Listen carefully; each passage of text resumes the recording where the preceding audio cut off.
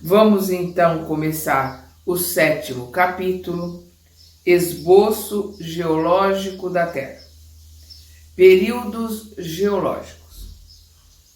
A Terra conserva em si traços evidentes de sua formação. Podem-se seguir suas fases com precisão matemática, nos diversos solos que compõem sua estrutura.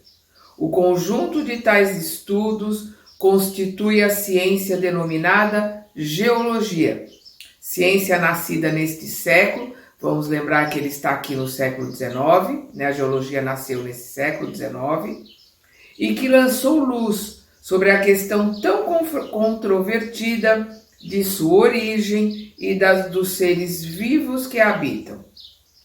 Aqui não há hipótese, porque nós vimos tudo que nós estamos lendo, ele está colocando hipótese, ideias, então ele está colocando, aqui não há hipótese. É o resultado rigoroso da observação dos fatos e em presença dos fatos não se permite dúvida. Nós vamos ver que algumas coisas mudaram de nome, Algumas coisas foram acrescentadas, mas tudo que o Kardec coloca aqui realmente é como a gente vê a Terra o que a geologia nos coloca até hoje. A história da formação do globo está escrita nas camadas geológicas de maneira muito mais certa que nos livros pré-concebidos, pois aqui é a própria natureza, com N maiúsculo, as leis de Deus, que fala, que se mostra descoberto, e não a imaginação dos homens que cria sistemas. Onde se veem os sinais de fogo, com certeza se pode dizer que existiu o fogo. Onde se veem sinais de água, com certeza não menos se afirma que aí a água esteve. Onde se veem os sinais dos animais, afirma-se que aí viveram os animais. A geologia é, pois, uma ciência toda de observação.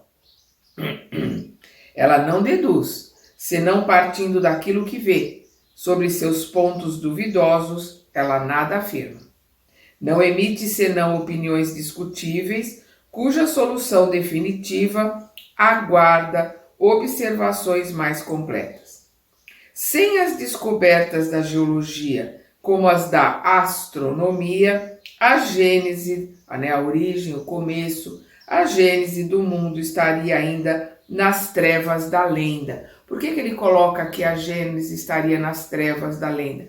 Porque a França era muito católica naquela época e a Igreja Católica dominava muito todas as ideias, estavam se desvencilhando, a ciência estava se desvencilhando da religião naquela época. Então ele coloca as lendas, que são colocadas na nossa sociedade judaico-cristã, de Adão e Eva, do Éden, do paraíso. E quando nós vamos estudar o judaísmo, quando nós vamos estudar os conceitos e as colocações judaicas, nós vamos ver que são metáforas. Então, o católico pegou o primeiro livro da Torá, o Bereshit, que foi colocado como a Gênese, colocou de uma forma literal, acreditando literalmente naquilo que está escrito ali. E não é para o judeu e para aquele que estuda a teologia, estuda judaísmo, estuda os ensinamentos do Cristo. Para entender os ensinamentos do Cristo, nós temos que conhecer os ensinamentos judaicos e a Torá, porque Jesus era judeu e falava para judeus. Quando nós vamos ver os ensinamentos judaicos, nós vamos ver que são metáforas maravilhosas, belíssimas, que a gente tem que estudar a fundo. A gente vê isso no livro A Caminho da Luz, que nós temos aqui no canal. Então, de novo, sem as descobertas da geologia, com as da astronomia, a gênese do mundo estaria ainda nas trevas da lenda.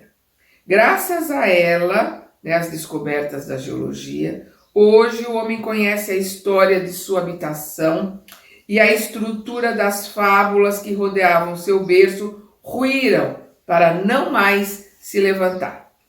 Por toda a parte, nos terrenos onde existam valas, escavações naturais ou abertas pelo homem, nota-se algo que se chamam estratificações, isto é, camadas superpostas, né? Camadas superpostas de terra, né? Conforme o tempo vai passando, vai se acumulando terra sobre terra e a geologia vai estudar através dessas camadas toda a nossa história.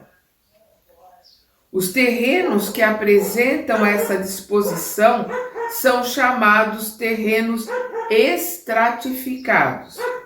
Estas camadas de espessura muito variável, desde alguns centímetros até 100 metros e mesmo mais, se distinguem entre si pela cor e natureza das substâncias das quais são compostas. Os trabalhos de arte, a perfuração de poços, a exploração de pedreiras e, sobretudo, das minas, têm permitido observá-las até profundidades bastante grandes. As camadas são geralmente homogêneas, isto é, cada uma é formada de uma mesma substância ou de diversas substâncias que tenham existido em conjunto e hajam formado um todo compacto. A linha de separação que as isola uma das outras é sempre nitidamente traçada, como nas carreiras de tijolos de um alicerce. Em parte alguma, elas se apresentam misturadas e se perdem uma na outra nos locais de seus limites respectivos, como é o caso, por exemplo, nas cores do prisma e do arco-íris. Com estas características, reconhece-se que elas se formaram sucessivamente, depositadas umas sobre as outras, sob condições e causas diferentes. Naturalmente, as mais profundas foram formadas em primeiro lugar e as mais superficiais posteriormente. A última de todas, aquela que se encontra na superfície, é a camada de terra vegetal que deve suas propriedades aos detritos da matéria orgânica proveniente das plantas e dos animais. As camadas inferiores, colocadas abaixo da camada vegetal, recebem na geologia o nome de rochas, palavra que nesse significado nem sempre implica a ideia de uma substância pedregosa, mas significa um leito ou banco de uma substância mineral qualquer. Umas são formadas de areia, de argila ou greda. Greda é uma variedade de argila macia. De marga. Marga é um solo cimentado. De seixos rolados. Outras de pedras propriamente ditas, mais ou menos duras, tais como o grés. O grés é argila, né? Uma argila arenosa, é a argila que se usa para fazer louça. Os mármores, o giz, os calcários ou pedras de cal, as pedras para moinho, os carvões de pedra, os asfaltos, etc. Disse que uma rocha é mais ou menos poderosa conforme sua espessura seja mais ou menos considerável. Pela inspeção da natureza dessas rochas ou camadas, por certos sinais, se reconhece que umas provêm de matérias fundidas e por vezes vitrificadas pela ação de fogo, outras provêm de substâncias terrosas depositadas pelas águas. Algumas dessas substâncias permanecem desagregadas como as areias, outras, a princípio em estado pastoso, sob a ação de certos agentes químicos ou outras causas, tornam-se endurecidas e, por fim, adquirem a consistência de pedra. Os bancos de pedras superpostas anunciam os depósitos sucessivos. O fogo e a água tiveram, pois, sua parte de ação na formação dos materiais que compõem a estrutura sólida do globo. A posição normal nas camadas terrosas ou pedregosas provenientes de depósitos aquosos é a direção horizontal.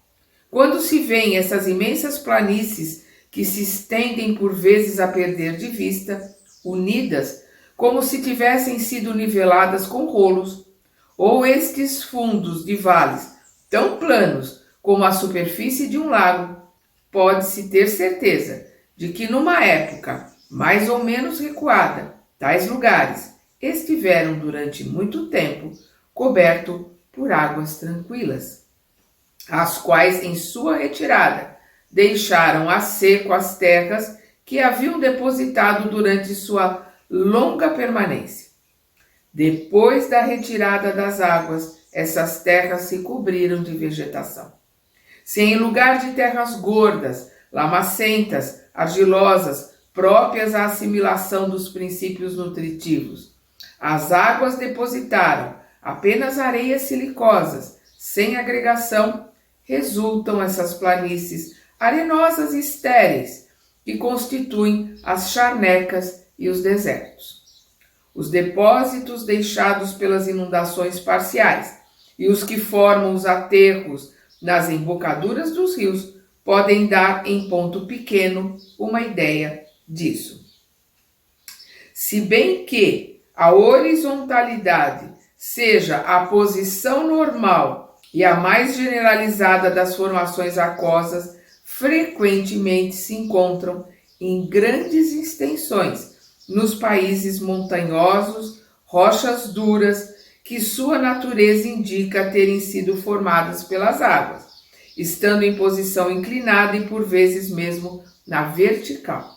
Ora, como segundo as leis de equilíbrio dos líquidos e da gravidade, os depósitos aquosos não se podem formar, senão em planos horizontais, visto que aqueles que se formam em planos inclinados são arrastados para os lugares baixos pelas correntes e por seu próprio peso. Torna-se evidente que esses depósitos deverão ter sido elevados por uma força qualquer, após sua solidificação ou sua transformação em pedras.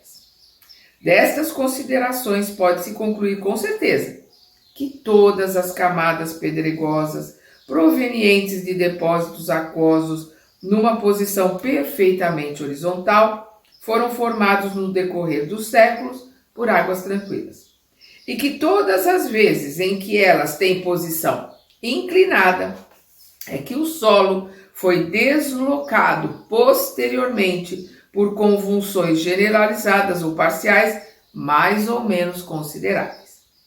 Um fato característico da mais alta importância pelo testemunho irrecusável que fornece consiste nos restos fósseis de animais e vegetais que são encontrados em quantidades inumeráveis nas diferentes camadas. E é impressionante, né, como a gente vê através desses restos fósseis árvores petrificadas, né, pelo tempo, né, ossos de animais que se petrificaram através do tempo.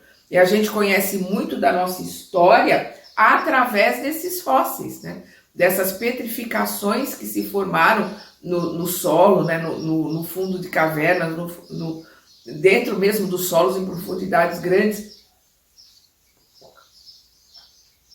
que depois foram sedimentados por cima. Quando os arqueólogos vão remexer, encontram ossos perfeitos, às vezes já petrificados pelos milênios que passaram.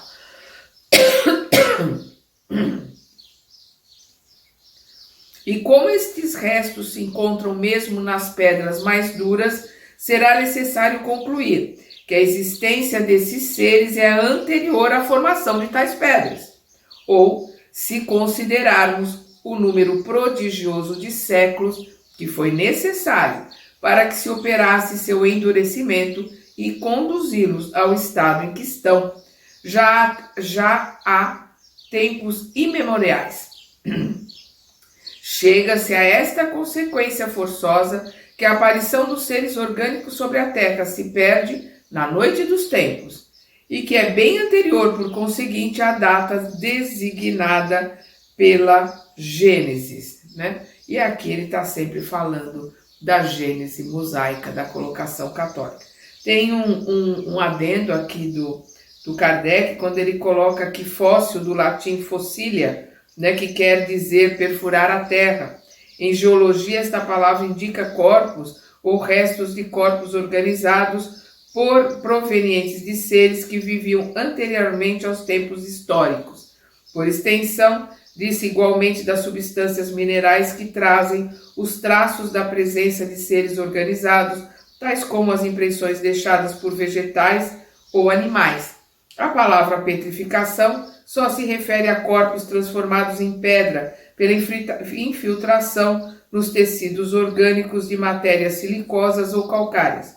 Todas as petrificações são necessariamente de fósseis, porém nem todos os fósseis são petrificados. Ou são petrificações, melhor.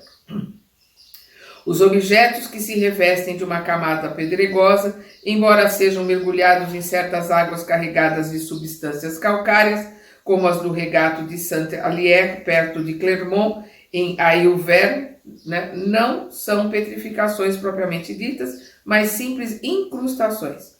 Os monumentos, inscrições e objetos provenientes de fabricação humana pertencem à arqueologia.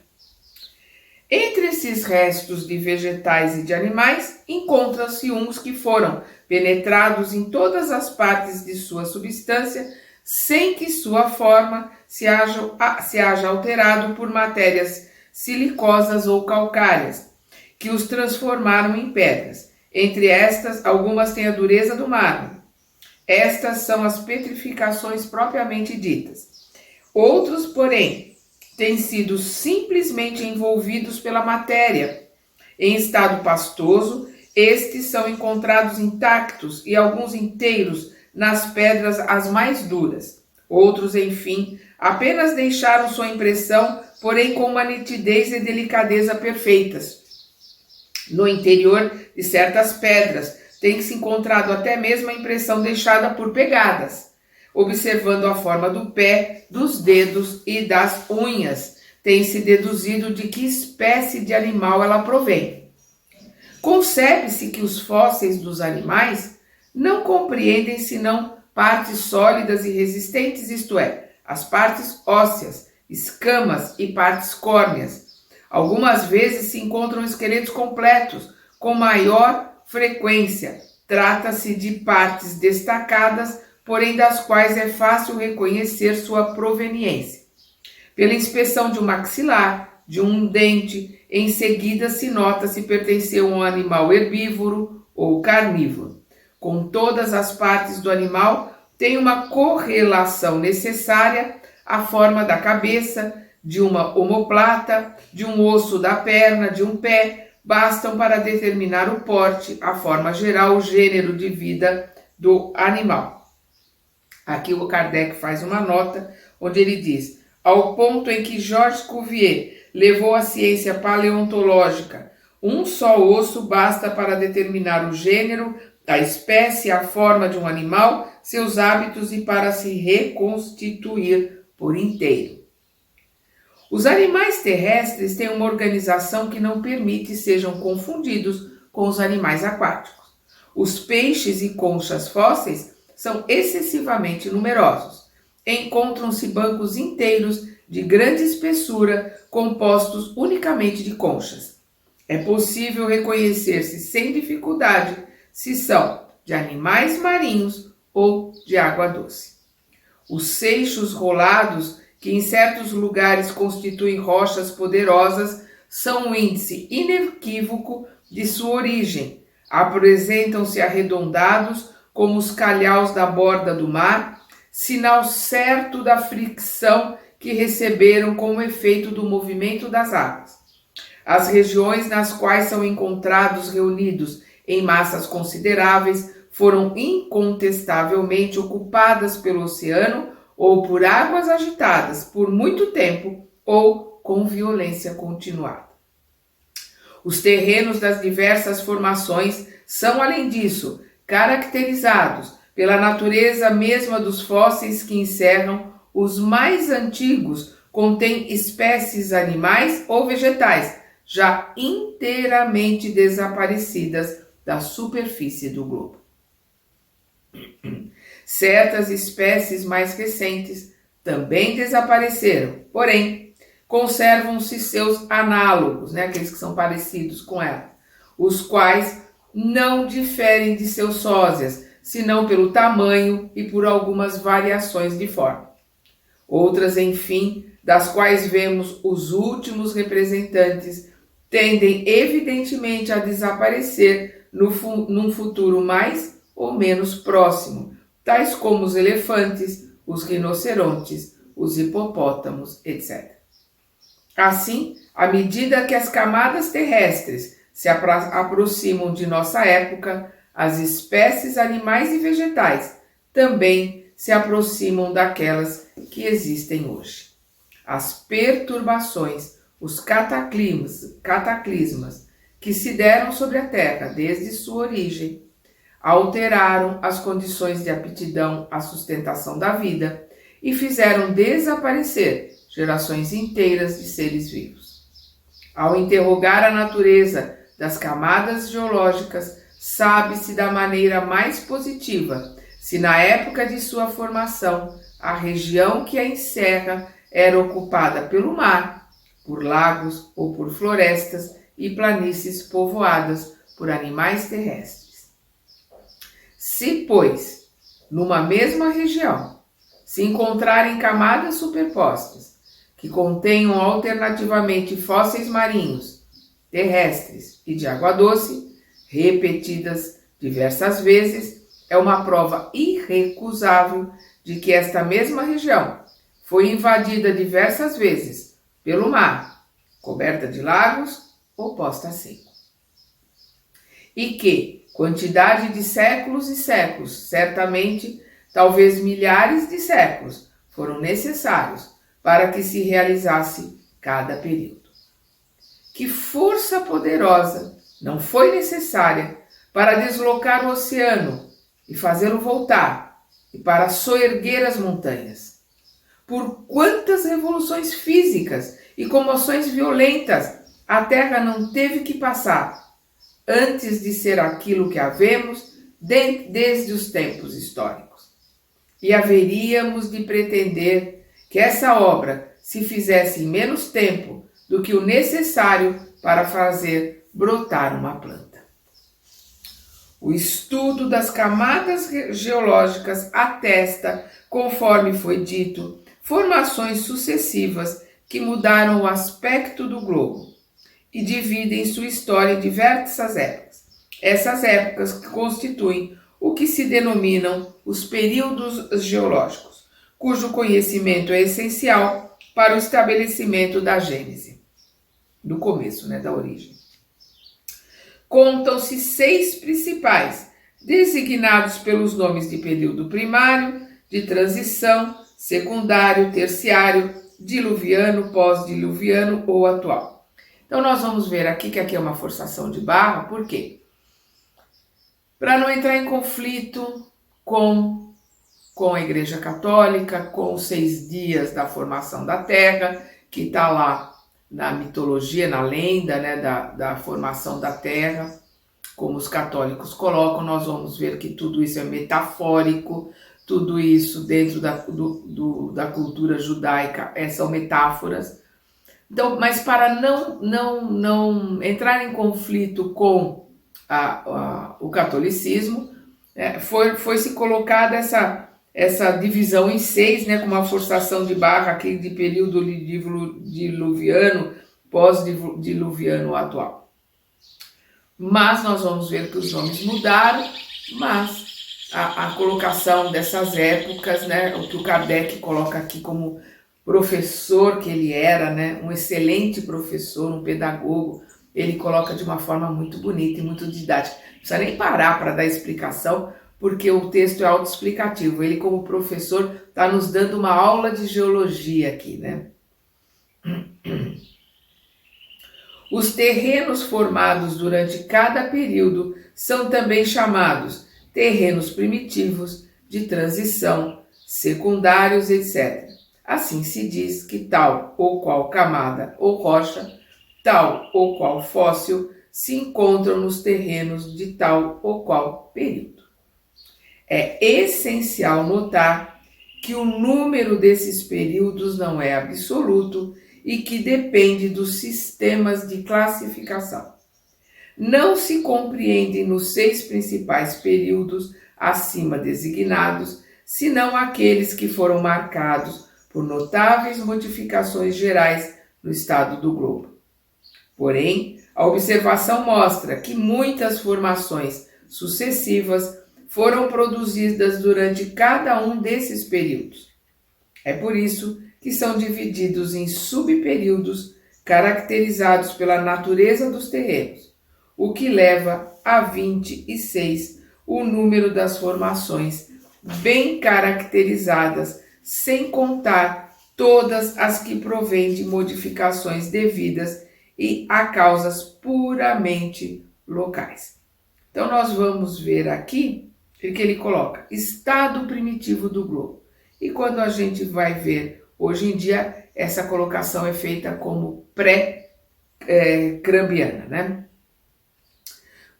O achatamento dos polos e outros fatos concludentes são índices certos de que a Terra, em sua origem, deve ter apresentado um estado de fluidez ou de moleza.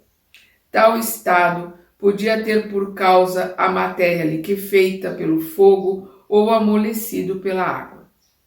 Proverbialmente se diz, : não há fumaça sem fogo. Esta proposição rigorosamente verdadeira é a aplicação do princípio, : não há efeito sem causa. Pela mesma razão, pode-se dizer não há fogo sem lareira. Ora, pelos fatos que se produzem sob nossos olhos, não se trata somente de fumaça que se produz, mas sim de um fogo bem real, que deve ter uma lareira. Este fogo provém do interior da terra, e não de cima. O fogo deve ser interior. E sendo permanente o fogo, igualmente deve ser permanente o lugar onde se produz. O calor, que aumenta à medida que se penetra no interior da terra e que, a uma certa distância da superfície, atinge uma temperatura muito alta, as fontes termais, tanto mais quentes quanto maior a profundidade de sua proveniência, os fogos e as massas de matérias fundidas e em combustão que escapam pelos vulcões, como por vastos respiradouros ou pelas fendas produzidas em certos tremores de terra, não podem deixar dúvida quanto à existência de um fogo interior, né? da camada interior da terra,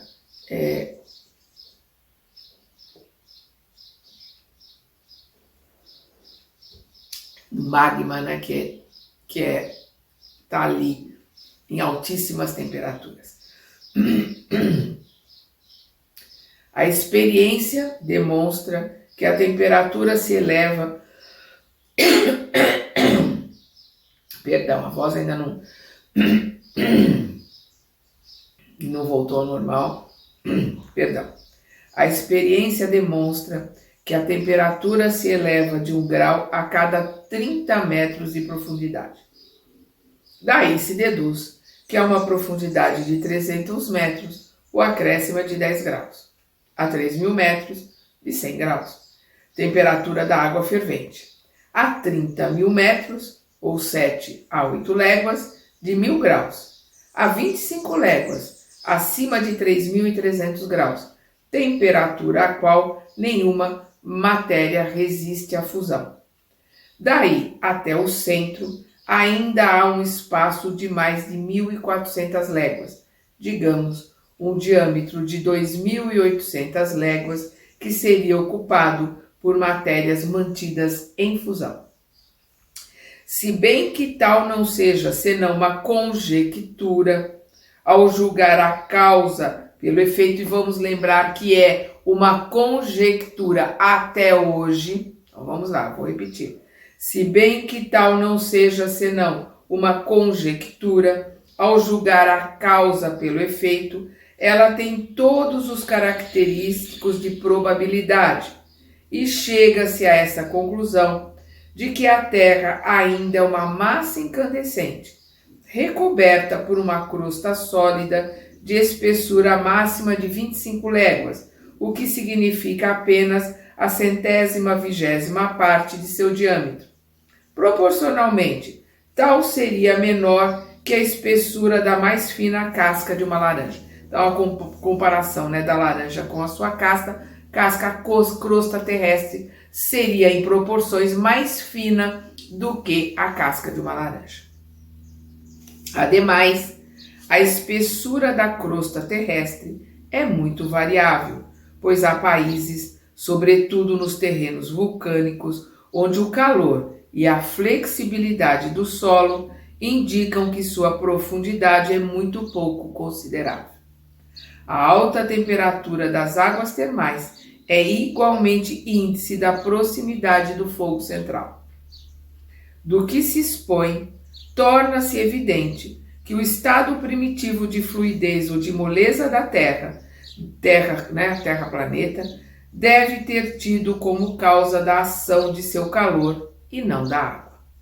A Terra era, pois, em sua origem, uma massa incandescente. Em virtude da irradiação do calor, deu-se o que se verifica em toda a matéria em fusão. Pouco a pouco, ela se esfriou, e o resfriamento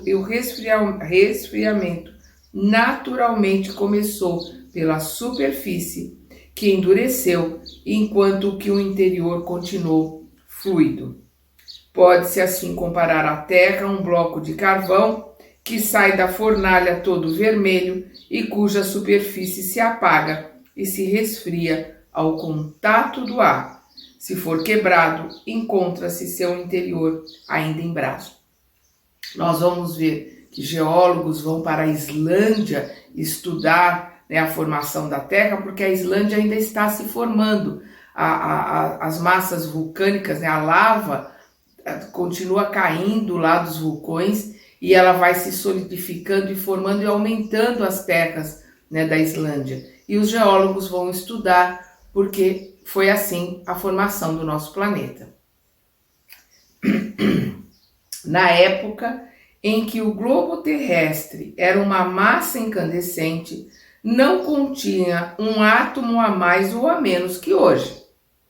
Unicamente sob a influência dessa alta temperatura, a maior parte das substâncias que o compõem e que vemos sob a forma de líquidos ou de sólidos, de terras, de pedras, metais e cristais, encontravam-se num estado bem diferente.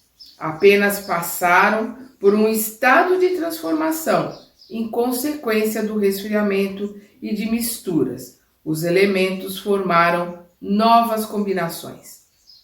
O ar, consideravelmente dilatado, devia estender-se a uma distância imensa. Toda a água, forçosamente reduzida ao estado de vapor, estava misturada com o ar.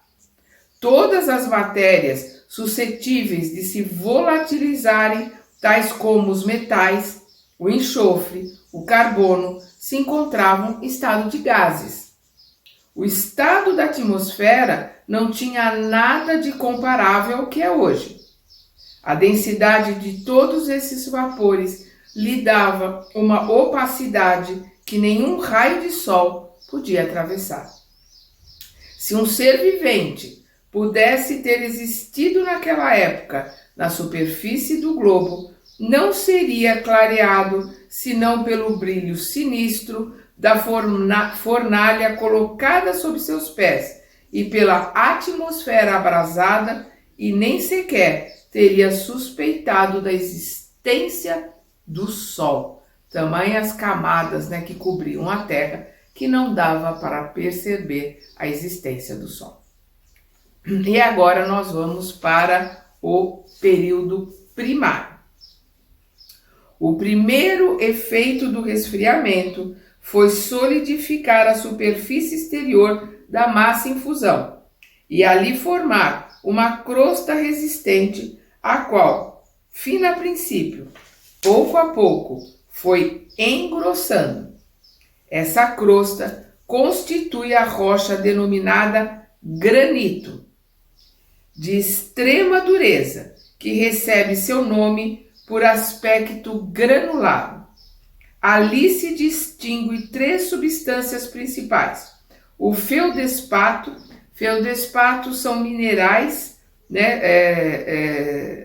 silicatos de alumínio com diferentes proporções de cálcio. O quartzo ou cristal de rocha e a mica. Esta última tem brilho metálico, embora não seja metal. A camada granítica é, pois, a primeira que foi formada sobre o globo, que ela rodeia por inteiro e do qual constitui de alguma forma a estrutura óssea. Ela é o produto direto da matéria em fusão consolidada. É sobre ela e nas cavidades que apresentava sua superfície desordenada que sucessivamente se depositaram as camadas dos outros terrenos formados posteriormente. O que a distingue destes últimos é a ausência de toda estratificação, isto é, que ela forma uma massa compacta e uniforme em toda a sua espessura e não é disposta em camadas. A efervescência da matéria incandescente deve ali produzir numerosas e profundas gretas pelas quais essa matéria se derramava. O segundo efeito do resfriamento foi o de liquefazer algumas das matérias contidas no ar, no estado de vapor, e que se precipitaram à superfície do solo. Houve então chuvas e lagos de enxofres e de betume, verdadeiros rios de ferro, de cobre, de chumbo e de outros metais fundidos. Estas matérias infiltraram-se nas gretas, constituíram as veias e filões metálicos.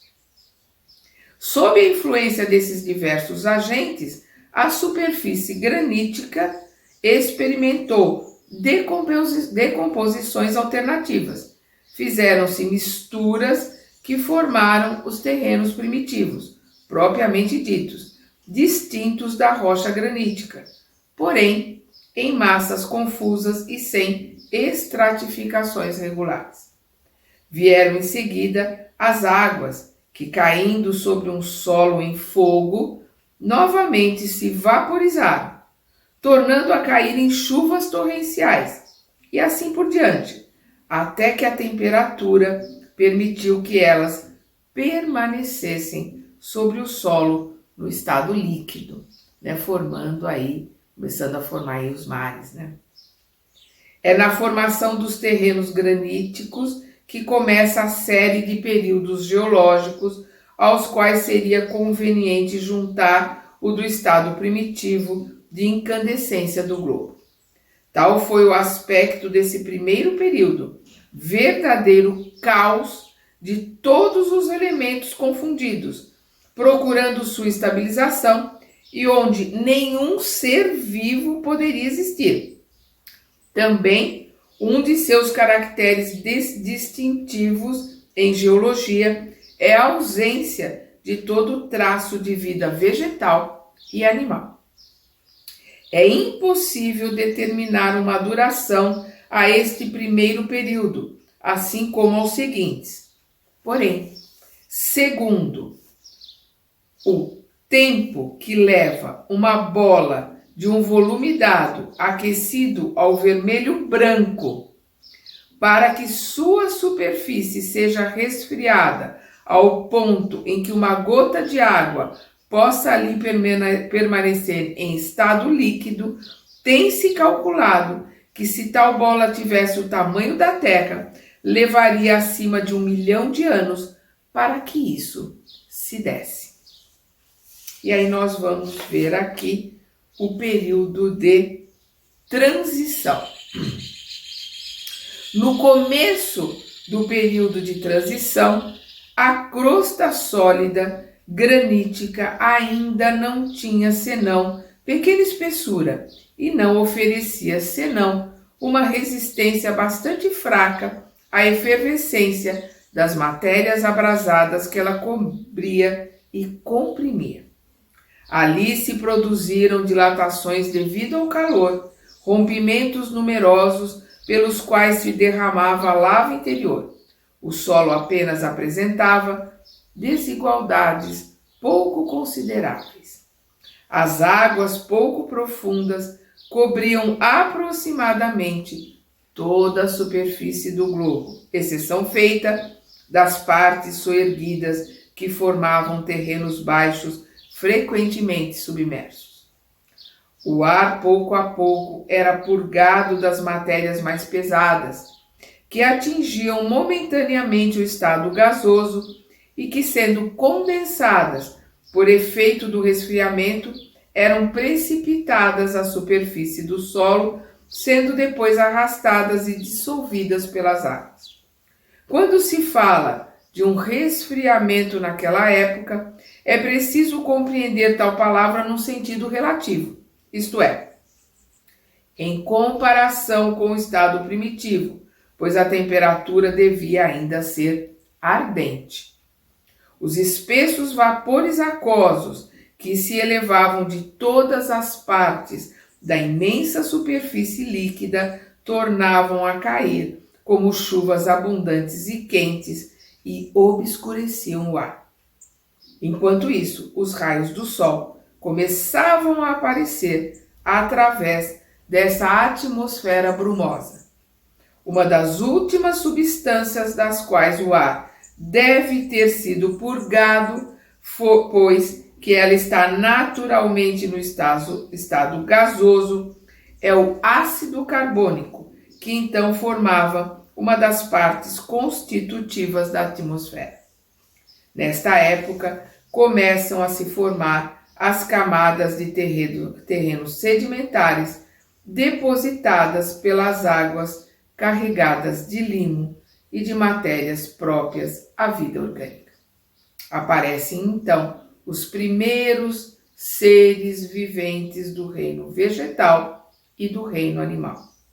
A princípio, em pequeno número, encontram-se seus sinais cada vez mais frequentes à medida em que se sobe nas camadas dessa formação.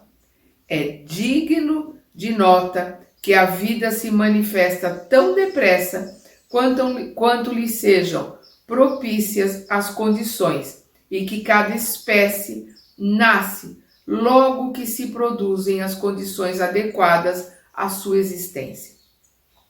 Os primeiros seres orgânicos que apareceram sobre a Terra são os vegetais de organização menos complicada, designados em botânica pelos nomes de criptógamos, acotilédones, monotilédones. Isto inclui os líquens, os cogumelos, os musgos, os fetos e as plantas herbáceas.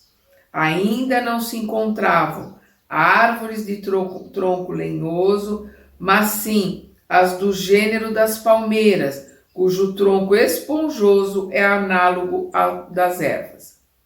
Os animais desse período que apareceram depois dos primeiros vegetais são exclusivamente marinhos. A princípio eles eram polipeiros. Os polipeiros são colônias animal formadas pela reunião de políporos, que se formam no mar. Radiários, os radiários são os invertebrados. Os zoófitos são animais que parecem plantas. Animais cuja organização simples e, por assim dizer, rudimentar, mais se aproxima dos vegetais. Mais tarde surgiram crustáceos e peixes cuja espécie já não existem hoje em dia. Sob o império do calor e da umidade, e por conseguinte do excesso de gás carbônico disseminado no ar, o que é um gás impróprio à respiração dos animais terrestres, mas necessário às plantas, os terrenos descobertos rapidamente se cobriram com vegetação poderosa, enquanto que, ao mesmo tempo, plantas aquáticas se multiplicavam pelos charcos, plantas cujos gêneros hoje se apresentam como simples ervas, de alguns centímetros, atingiam altura e grossura prodigiosas. Assim é que havia florestas de fetos arborescentes de 8 a 10 metros de elevação e de grossura proporcional. Licópodes, pé de lobo, né, um gênero de musgo, Licópodes, gênero de musgo, de tamanho comparável ao das cavalinhas, de 4 a 5 metros, que hoje dificilmente se encontram, e uma infinidade de espécies que hoje não existem mais. Pelo fim do período, começam a aparecer algumas árvores do gênero das coníferas ou dos pinos. Como consequência do deslocamento das águas, os terrenos que produziam essas massas de vegetais foram submersos, muitas vezes cobertos de novos sedimentos terrosos, enquanto que os terrenos postos a seco cobriam-se, por sua vez, de vegetação semelhante. Houve, assim, diversas gerações de vegetais alternadamente aniquiladas e renovadas. O mesmo não se deu com os animais, que, sendo todos aquáticos, não eram atingidos por essas alternativas. Os resíduos acumulados durante uma longa série de séculos formaram uma camada de grande espessura. Sob a ação do calor, da umidade, da pressão exercida pelos depósitos terrosos posteriores e, sem dúvida, pela ação de diversos agentes químicos, gases, ácidos e sais produzidos pela combinação dos elementos primitivos, essas matérias vegetais sofreram uma fermentação que as converteram em hulha ou carvão de pedra. A hulha é o carvão mineral. As minas de hulha são, pois, produto direto da decomposição dos amontoados de vegetais acumulados durante o período de transição. Por essa razão é que elas existem em quase todos os países. Os restos fósseis da vegetação possante daquela época encontram-se hoje sob os gelos das terras polares, tal como na zona tórrida. Necessariamente, daí se conclui que a temperatura do globo era uniforme. Os polos não eram então cobertos de gelo como agora. Isso devido a que a Terra tirava seu calor do fogo central, que aquecia por igual toda a camada sólida ainda pouco espessa. Esse calor era bem superior ao que os raios solares podiam fornecer. Aliás, os raios do Sol eram enfraquecidos pela densidade da atmosfera. Somente mais tarde, quando o calor central não se podia exercer sobre a superfície exterior do globo, senão de modo fraco ou nulo, é que o calor do Sol se tornou preponderante e as regiões polares, que não recebiam senão seus raios oblíquos, os quais dão pouco calor, cobriram-se de gelo. Compreende-se que na época de que falamos, e ainda muito tempo depois, o gelo era desconhecido sobre a Terra. Esse período deve ter sido muito longo, a julgar pelo número e pela espessura das conchas ulíferas, né?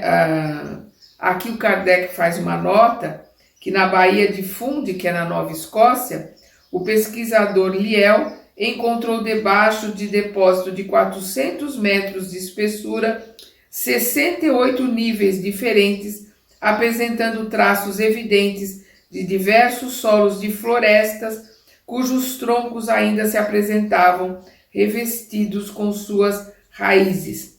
Admitindo que cada um desses níveis leva 1000 anos para se formar, isso representa já 68 mil anos de idade só para essa camada ulífera, né?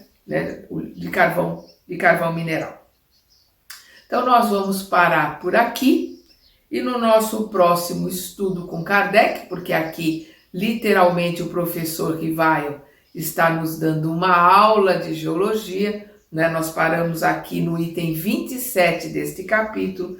No nosso próximo estudo nós vamos começar o 28, que é o período secundário. Até lá!